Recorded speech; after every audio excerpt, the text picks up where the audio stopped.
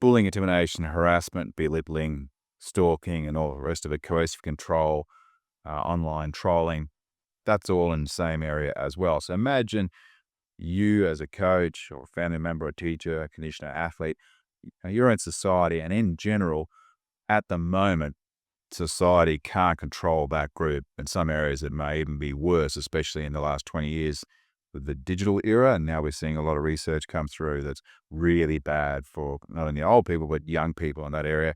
I'll let you kind of look at that. I'm not going to touch on that today. But in general, we have people being bullied in their bedrooms, and we have foundations now being set up around Australia for people that are no longer alive. Okay. So if you need assistance, please see your GP as usual, general practitioner or doctor. Okay. I'm just relaying to you here today. This is not medical advice. So relaying to you some experiences I've seen and how I sorted it. I'm just talking about a life story here. All right. Even though I am qualified in mental health and qualified in sports coaching, training, and all the rest of it, and did suicide prevention and ran mental and physical health programs. Okay. So I do work in this area. I can't talk about it. All right. Let's just put that on the table right now. But there's a big misunderstanding regarding what happens at the front lines, and then what's researched at uni, and then what's delivered to society, say on TV, or what the average coach knows, what the average family member knows, trainer, teacher, for instance. And I'm delivering hopefully some material that will help everyone in that area, even if they don't want to admit it or don't realize it right now. So what I'll talk about today, and I'll talk about some athletes, how I've seen poor mental health affect them.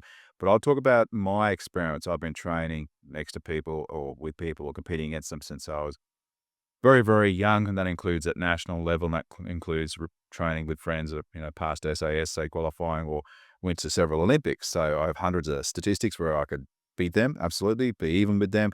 And they have stats where they can beat me. That's just life. So I have trained at an extremely high level, and I'm continue to train today.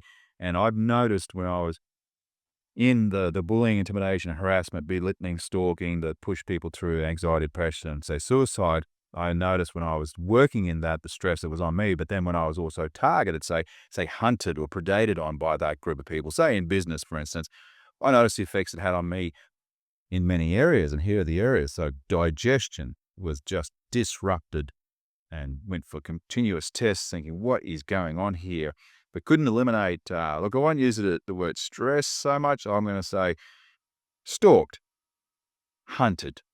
That's just a better way to say it, okay? Let's just be real in the animal world. It's what it is when you have a lion patrolling the boundaries and it wants to eat you.